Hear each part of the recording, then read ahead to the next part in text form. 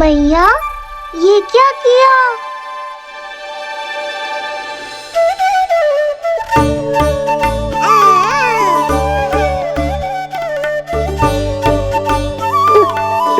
लगता है इसे माखन से अधिक ही प्रेम हो गया है। सावधान यशोदा, कहीं बड़ा होकर माखन चोर ना बन जाइए। माखन चोर क्यों बनेगा मेरा लल्ला? माखन की कोई कमी है क्या हमारे घर में? जितना माखन चाहिए उतना माखन खिलाऊंगी मैं अपने लल्ला को।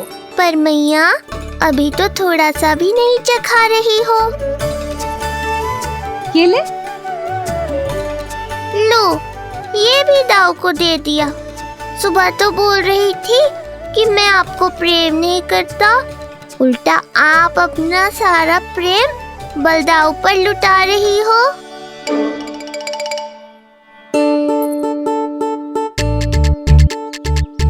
सुनो जी, कान्हा के चारों ओर सिरहाने लगा दो ना, नहीं तो जी फिर से इधर उधर चला ना जाए। अच्छा सुझाव दिया तुमने। अभी ला।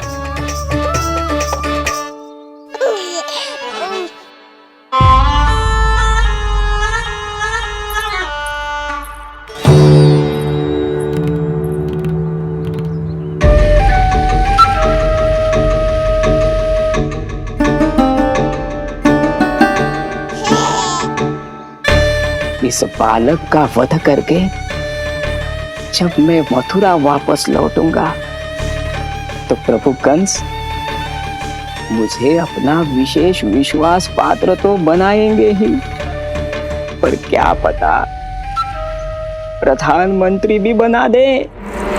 देवकी और वसुदेव अभी कहाँ हैं? अपनी संतानों के श्राद्ध के लिए ऋषि गर्ग के आश्रम जा रहे हैं। अब आप क्या करने वाले हैं महाराज? एक बार तो मैंने उन्हें प्राण दान दे दिया। बधाई हो कुंवर जी, अपनी पत्नी के प्राण बचाने में आप सफल हुए। दूसरी बार मैं उन्हें दंड देने निकला तो तुमने मुझे रोक दिया। बुद्धि बल का प्रयोग कीजिए स्वामी, शारीरिक बल की आवश्यकता नहीं। किंतु एक ही भूल को बार बार नहीं दोहराएगा कंस। मथुरा नरेश कंस के इस महल से वसुदेव और देवकी जीवित बाहर नहीं निकलेंगे, केवल उनके शव। कंस मामा, आप उनको छू भी नहीं सकते।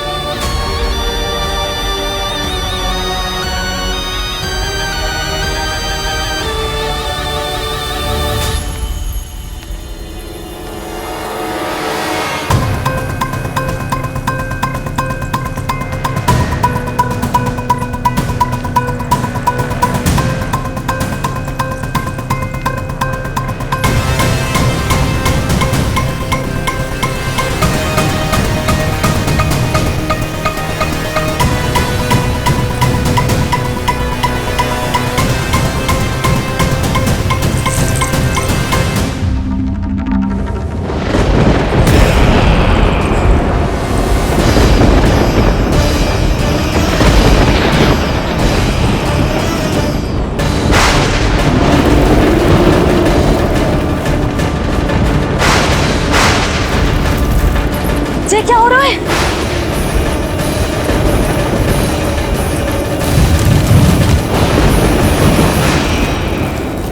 ये क्या हो रहा है?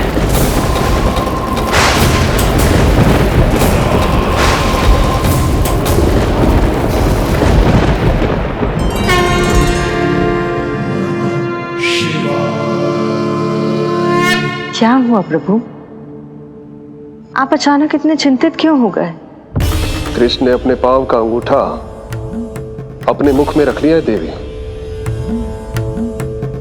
इसमें चिंतित होने की कोई बात नहीं है प्रभु। ऐसा तो हर बालक कभी ना कभी करता ही है। तो सखा कोई साधारण बालक नहीं है देवी पार्वती, तो भगवान है। यदि वो ऐसे ही अपने अंगूठे को मुख में रखकर खेलते रहे तो अवश्य ही आ जाएगी।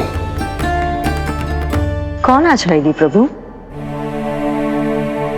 प्रलय आ जाएगी देवी, प्रलय आ जाएगी देवी। हे नारायण जी, क्या हो रहा है?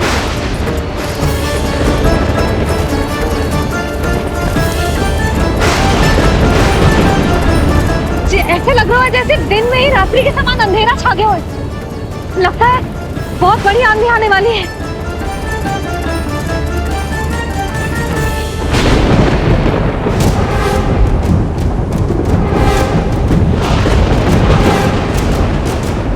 ये भीषण आंधी, ये मूसलाधार वर्षा, तुम दोनों ने ऋषि गर्ग के साथ मिलकर अवश्य कोई योजना बनाई है ना? बोलो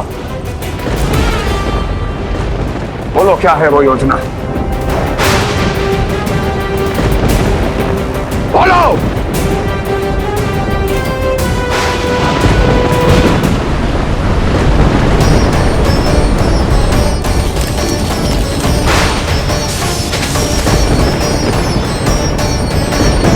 लगता है प्रकृति क्रोध में। मैं जाकर गौशाला संभालता हूँ, कहीं कोई हानि ना हो जाए। तुम बालकों को भीतर ले जाओ।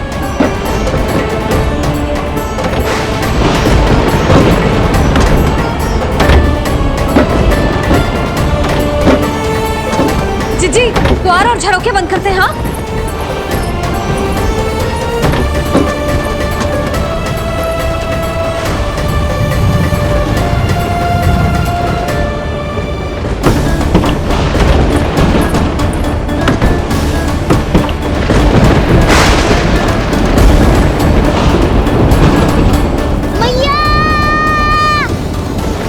बेला, चल अंदर चल के खेल।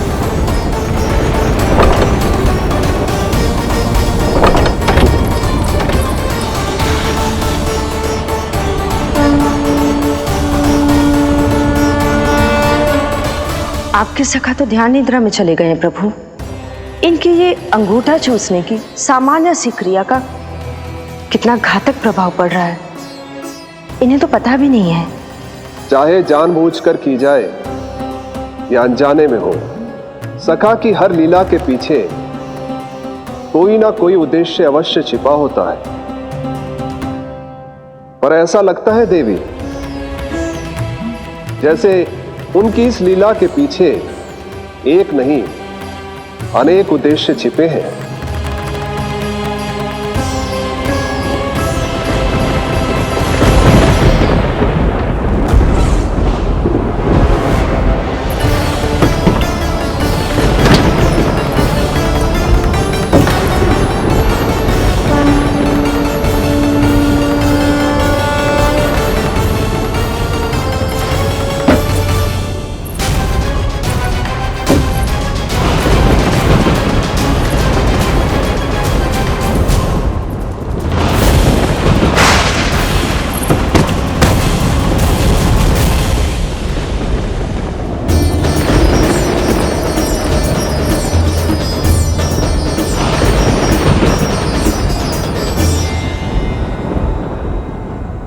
देख रही हो जिज्जी, प्रसाद ना मिली खाने को, तुझे पांव का अंगूठा ही चूसने लग गयो।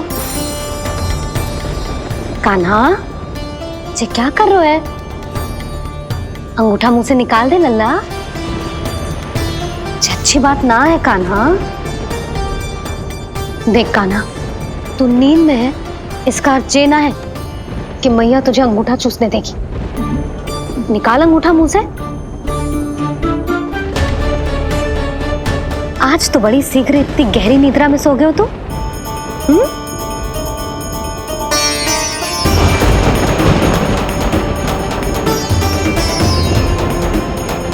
देख रही हो ना जिज्जी, अंगूठा मुंह से निकालने को तैयार ही ना जी। ऐसा क्या आनंद मिल रहा है?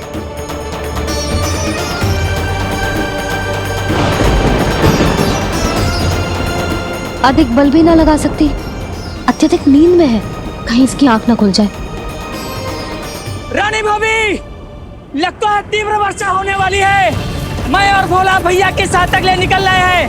हो सकता है उन्हें हमारी आवश्यकता हो। हाँ हाँ चलो बोला। चिच्ची, तीव्र वर्षा आरंभ होने से पहले आप और बरदाऊ निकल जाओ। ठीक है, किंतु तुम भी सतर्क रहना। हाँ, आप भी ध्यान से जाओ।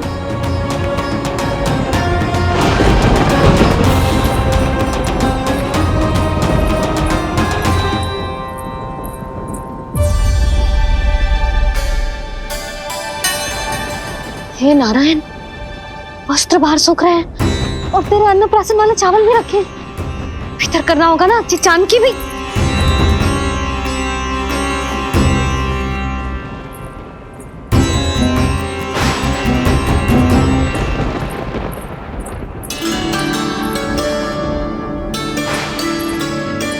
लल्ला, वैसे जी बहुत बुरी बात है। अंगूठा मुंह से बाहर निकाल। केवल 2 दिवस में तेरा अन्नप्राशन है, फिर सब खाइयो। तनिक धैर्य रख। गुड़ तू। प्रभु, स्वयं कृष्ण की मैया इनका अंगूठा नहीं निकाल पाई, तो अब और कौन निकालेगा?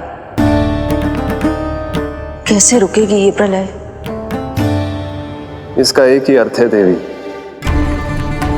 अभी लीला समाप्त होने का समय नहीं हुआ। अभी तो कहना तो ये चाहिए कि लीला अभी पूरी तरह से आरंभ ही नहीं हुई है।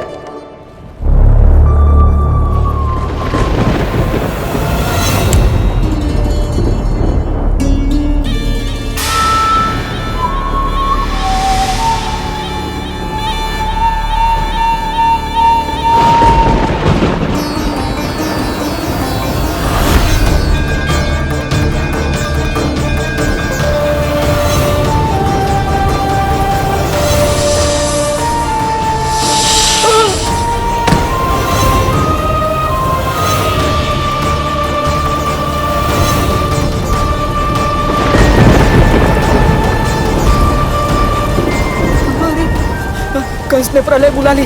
कंस ने प्रलय बुला ली।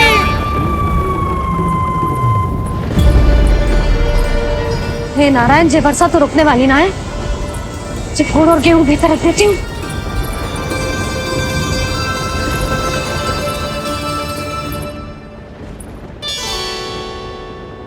जे देख रहे हो गुड़, जे तेरे अन्नप्राशन के पकवानों के लिए ही है।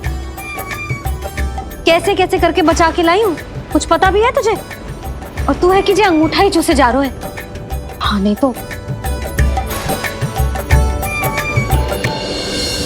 किंतु आज प्रलय भी आ जाए तो कंस की तलवार का वार रोकने में असमर्थ होगी। कंस के साथ विश्वासघात किया है, दंड तो मिलेगा। महाराज, वायुमंडल में अचानक आए इस परिवर्तन का हमसे कोई लेना देना नहीं है। हम तो बस अपनी संतानों के श्राद्ध के लिए जा रहे थे। मूर्ख हूं मैं, मूर्ख हूं मैं। कंस एक मूर्ख है, मूर्ख हूं मैं। अब अच्छी तरह जानता हूं मैं, श्राद्ध केवल एक बहाना है। किंतु सत्य यह है कि तुम और वो ऋषि गर्ग मिलकर मेरे विरुद्ध एक षड्यंत्र रच रहे हो, और ये तुम्हारी योजना है। भैया, ये आप क्या कह रहे हैं? कैसा षड्यंत्र, कैसी योजना? हम तो केवल श्राद्ध के लिए गए थे। बहुत अवसर दिए मैंने तुम दोनों को, किंतु तुमने बार बार बार बार बार बार मुझे मूर्ख बनाया। इसलिए अब मैं अवसर दूंगा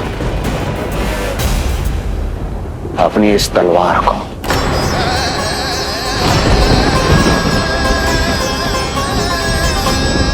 येन केन प्रकारेण साम दाम दंड भेद, कोई ना कोई युक्ति लगाकर मैं तुम्हारे उस बालक का वध कर ही दूंगा।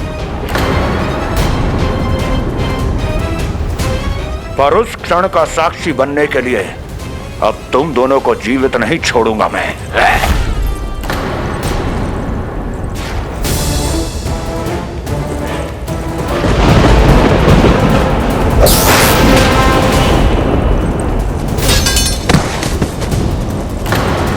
स्वामी,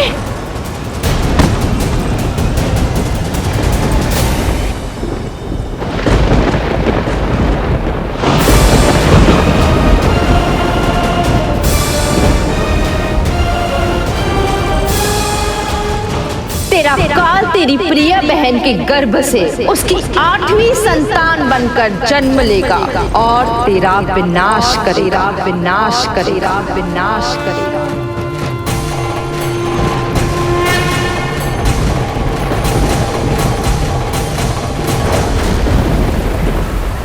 प्रलय आने वाली है, प्रलय आने वाली है, प्रलय आने वाली है।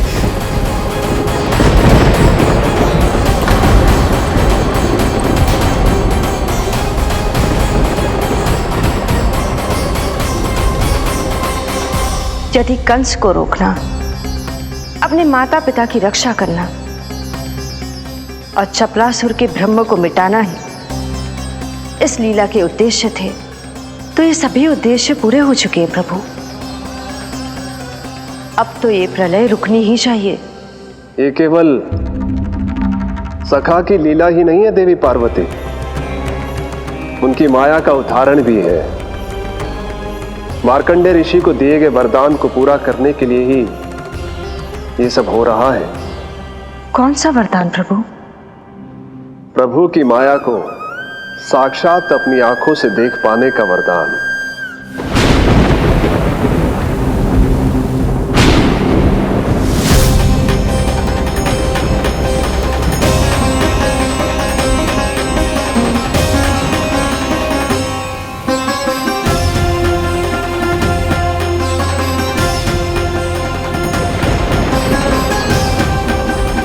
हे नारायण, क्या ये प्रलय है? क्या संसार समाप्त हो रहा है? तो फिर मुझे मिले इस जीवन का क्या अर्थ है?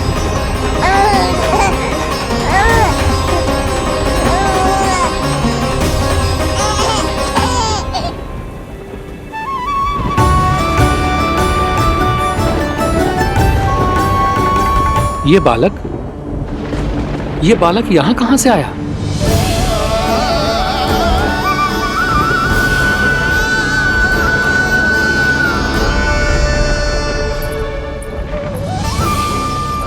सोते हुए कितना निर्दोष लगता है जी।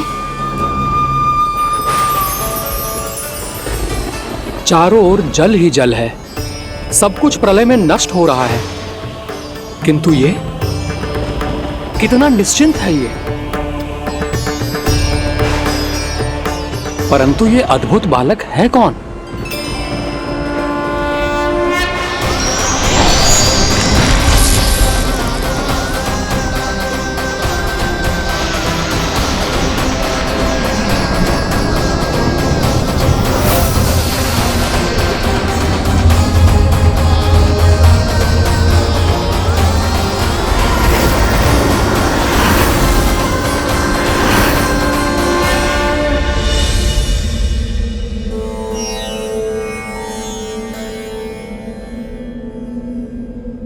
जिन घने काले बादलों ने आकाश को घेरा हुआ था, कहां गए वो? यहां तो प्रलय का कोई चिन्ह ही नहीं है।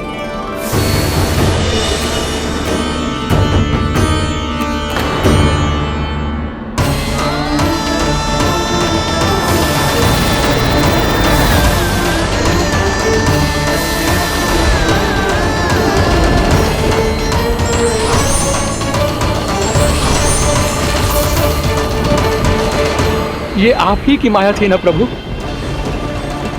मुझे इसका साक्षी बनाने के लिए आपका बहुत बहुत धन्यवाद।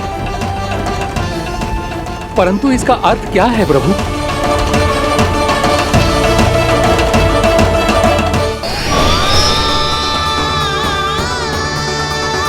प्रभु,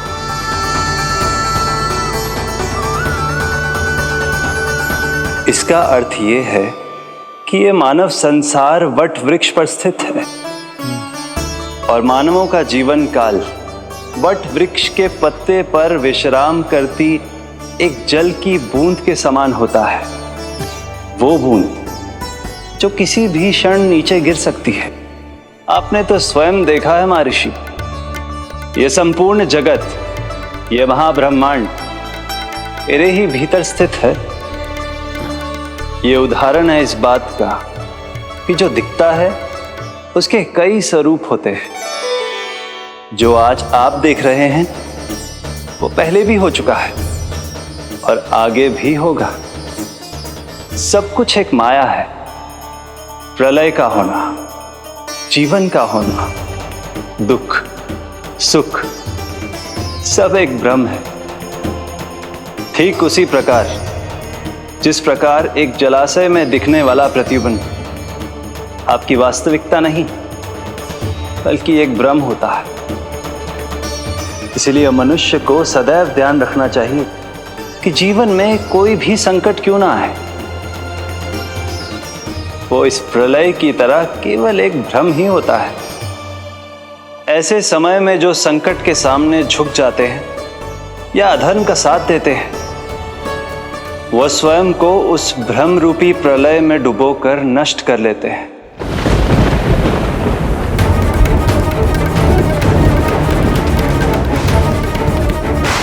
पर जो मेरी शरण में आकर संकटों का सामना करते हैं, वो स्वयं को कठिन से कठिन प्रलय से भी उभार लेते हैं। किंतु प्रभु, सभी व्यक्तियों में संकटों का सामना करने का साहस नहीं होता। कृपा करके आप कुछ ऐसा कीजिए जिससे आपके भक्तों को इतना बल मिले कि वो कठिन से कठिन परिस्थितियों का सामना भी सहर्ष कर सकें। मैं वरदान देता हूं महर्षि, पीपल के पत्ते पर बाल कृष्ण की इस छवि का स्मरण मेरे जो भी भक्त करेंगे उनके साथ मेरा आशीर्वाद सदैव बना रहे। वो चाहे कितनी भी कठिन परिस्थिति में क्यों ना फंसे, बाल कृष्ण की ये छवि उन्हें उससे उभर पाने में सामर्थ्य प्रदान करेंगे।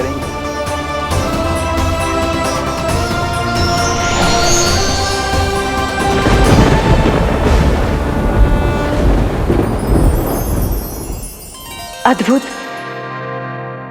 तो ये कोई साधारण लीला या भ्रम नहीं था, मानव मात्र को नारायण से मिला वरदान था ही। पर अब क्या होगा प्रभु? कैसे रुकेगी ये प्रलय?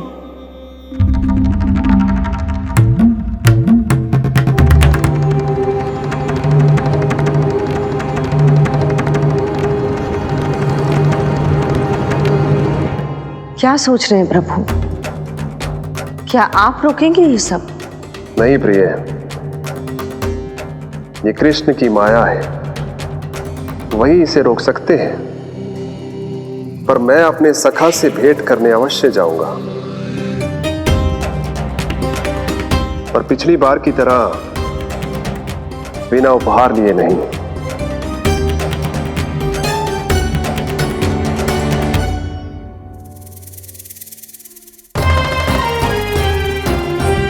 उपहार?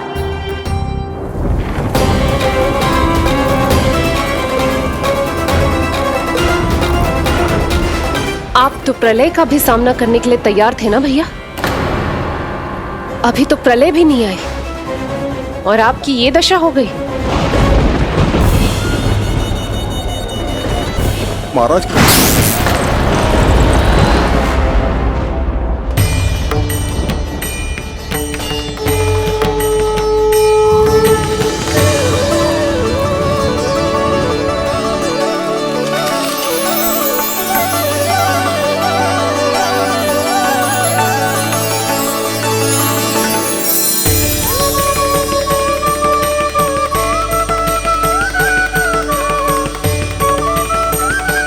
महादेव, आप उपहार में ये निष्प्राण वस्तु देंगे अपने सखा को? सही पहचाना देवी, पर उपहार देने से पहले इसे आकार दूंगा मैं, क्योंकि प्राण तो इसमें बाल कृष्ण ही भरेंगे।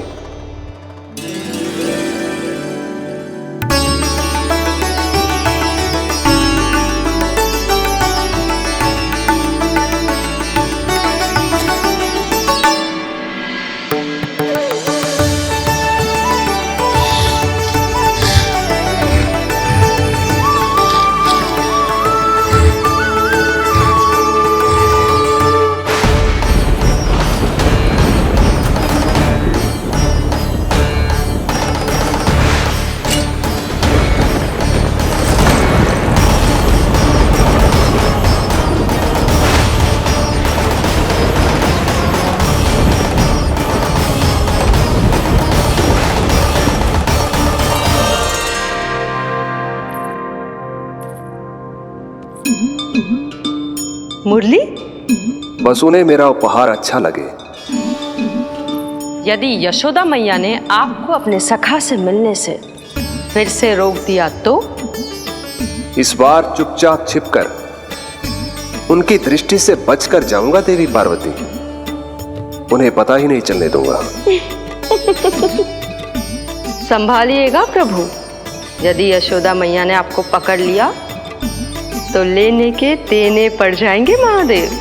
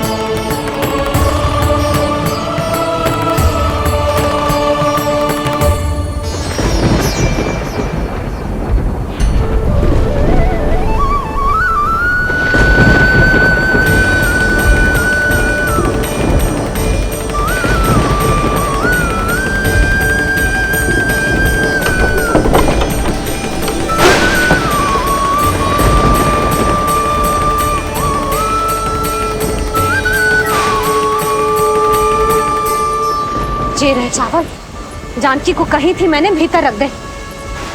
छोड़कर चली गई बाहर, कुछ याद ही ना रहते ऐसे।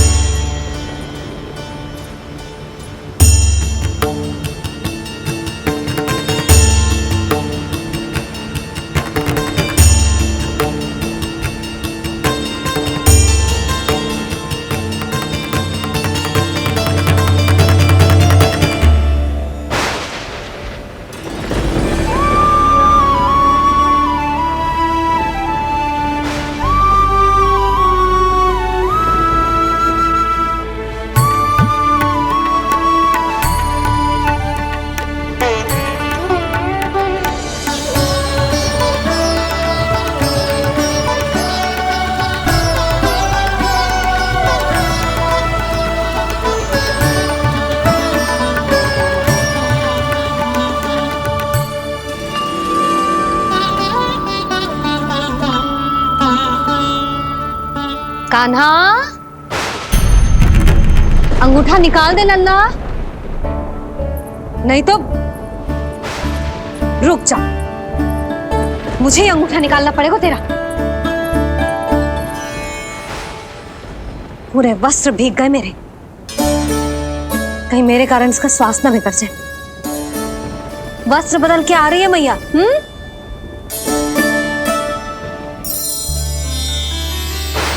आ रही हूं।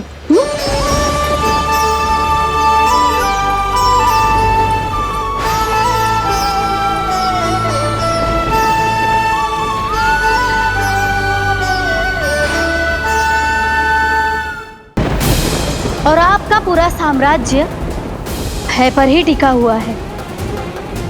यदि आप ही इस तरह से भयभीत दिखाई देंगे तो आपके साम्राज्य को डगमगाने से कोई भी नहीं रोक पाएगा। एक बार आपने ही कहा था ना कि अपनी दुर्बलता कभी किसी को मत दिखाओ।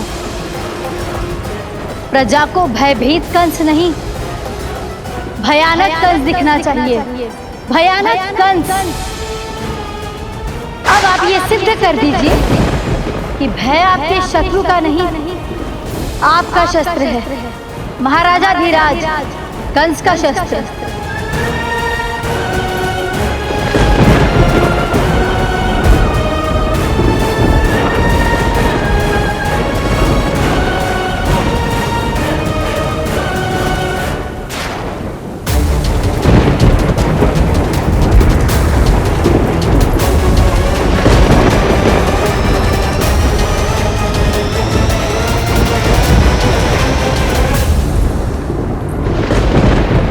उससे क्या भयभीत होना जो स्वयं भयभीत हो, उससे क्या भयभीत होना जो स्वयं भयभीत हो। सखा, इस माया को विराम देने का समय आ गया है।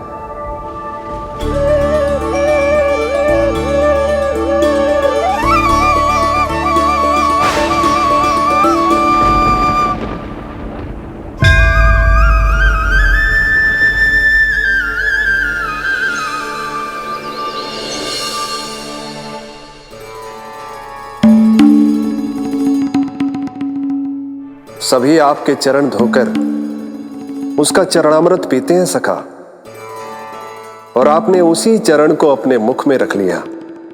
यही तो सखा, मैं इस तथ्य से चकित था, इसलिए सोचा एक बार अपने चरणामृत का स्वाद स्वयं भी चख ही लिया जाए। अब जो उपहार लाए हैं वो शीघ्र ही दे दीजिए। कहीं मैया ने आपको देख लिया तो आपको तो अनुभव है वो क्या क्या करने में सक्षम है। आपसे कुछ भी छुपाया नहीं जा सकता सखा।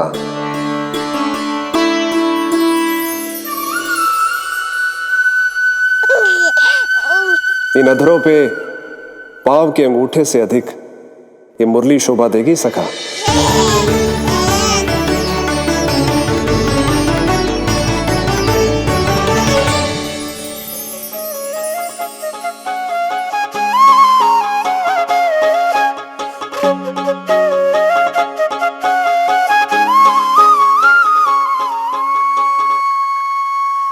प्राण दे मोहे हाथ लगा के,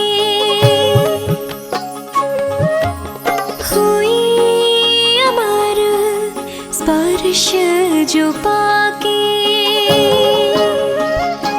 काठी को जीवनमय कर दिया, मधुर हो गई सारी।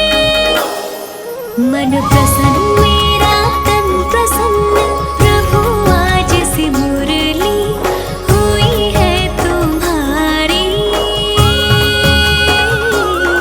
मन प्रसन्न मेरा तन प्रसन्न, प्रभु आज से मुरली हुई है तुम्हारी।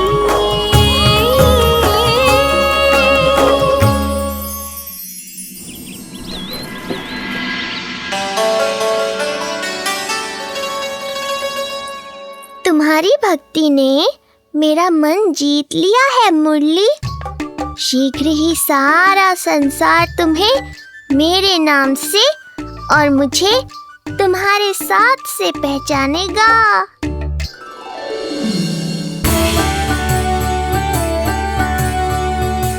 प्रभु, मेरे प्रभु, इस अनमोल भेंट के लिए आपका बहुत बहुत धन्यवाद सखा।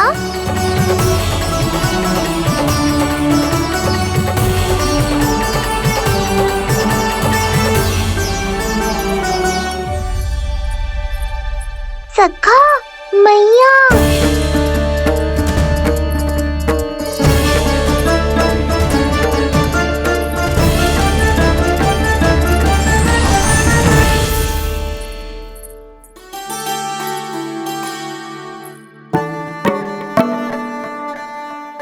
अच्छा जी, तो तूने अपना अंगूठा मुंह से निकाल ही दियो।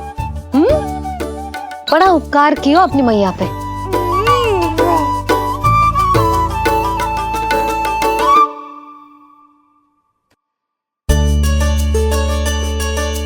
प्रभु, मैया, ऐसा मत करो, मेरी मुरली वापस दे दो मुझे। ये कहाँ से आई? मेरे सखा ने उपहार में दी है।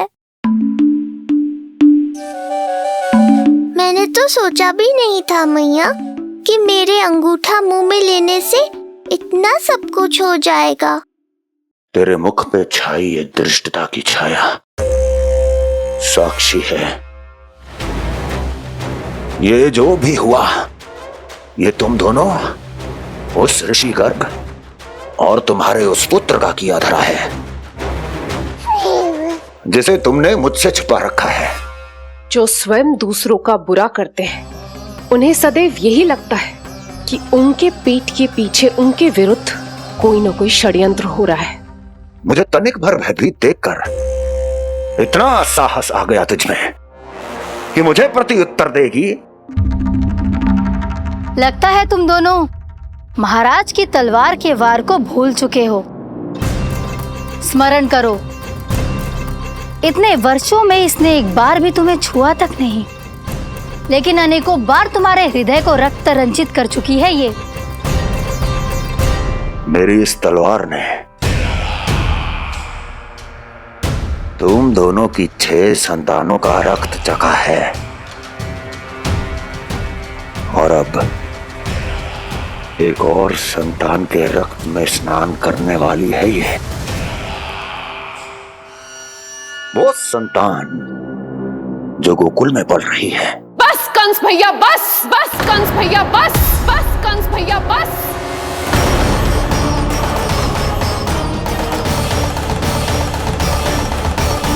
इतना दुस्साहस तू मुझसे ऊंचे स्वर में बात करेगी अपने बड़े भाई के सामने? बड़े भाई जैसे कौन से कर्म किए हैं आपने? और अब जो कुकर्म करने की आप सोच रहे हैं उसमें भी असफल होंगे आप। देवकी। नहीं स्वामी, आज मत रोकिए मुझे। बहुत सह चुके हैं हम, बहुत मौन रह लिए, परंतु आज इन्हें सत्य का पता चलना ही चाहिए। भैया, आपको क्या लगता है आप बहुत शक्तिशाली हैं तो अपना भाग्य बदल सकते हैं? आप भगवान विष्णु का सामना कर सकते हैं। ये भ्रम राक्षस राज रावण को भी था और यही भ्रम स्वयं को भगवान समझने वाले हिरण्यकश्यप को भी था। पर ना रावण के 10 शीश बचे और ना ही हिरण्यकश्यप का अस्तित्व। पेट चीर के उनके प्राण निकाल लिए थे भगवान ने। तो सोचिए भैया, आपकी क्या दशा करेंगे वो? मैं आज तक ये बात समझ नहीं पाई कि ये आपका अभिमान है या अज्ञान जो आप भगवान विष्णु का सामना करने चले। देवकी! इस क्रोध का आप कोई लाभ नहीं है भैया। अब तक मैं व्यर्थ ही आपसे भयभीत होती रही, परंतु अब और नहीं। जब हमारी रक्षा स्वयं भगवान विष्णु कर रहे हैं तो फिर आपसे कैसा भय? जब हमारी रक्षा स्वयं भगवान विष्णु कर रहे हैं तो फिर आपसे कैसा भय? तू क्यों मुस्कुरा रहा है? अब जे मत ही सोचना कि मैया फिर से अंगूठा चूसने देगी तुझे। अब उसकी आवश्यकता ही नहीं पड़ेगी मैया।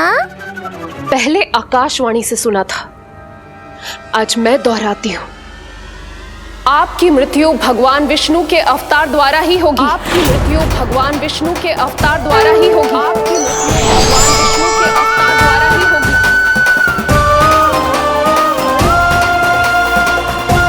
भले ही वो कहीं भी क्यों ना हो।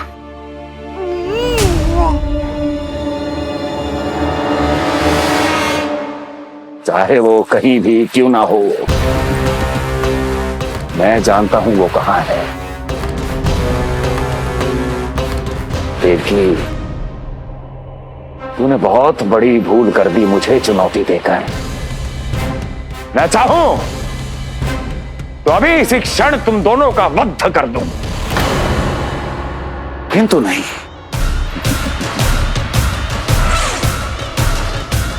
तुम्हें श्राद्ध करना बहुत प्रिय है ना? तो ठीक है, तो अब मैं तुम दोनों का वध तभी करूंगा जब तुम दोनों अपनी 8 संतानों का श्राद्ध एक साथ कर चुके होगे।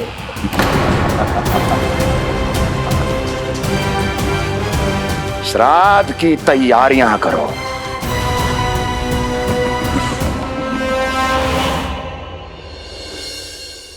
मैया अन्नपूर्णा की कृपा से आज अन्नप्राशन के सभी कर्मकांड अच्छे से हो जाए, भोजन स्वादिष्ट बने और मेरे कान्हा को प्रिय लगे। बस इतना आशीर्वाद दे दो तुलसी मैया। मैया, कहीं उसे ऐसा न लगे कि उसकी मैया को अच्छा भोजन बनाना आतो ही ना है।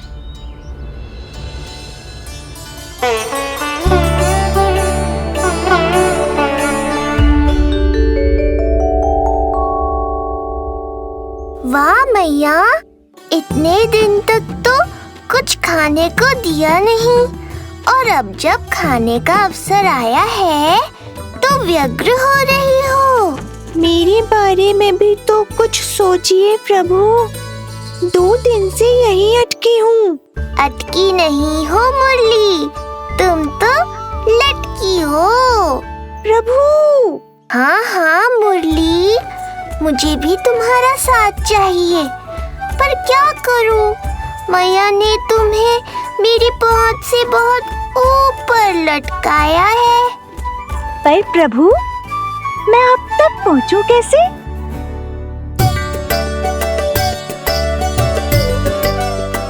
प्रभु, सोचिए मत, कुछ करिए।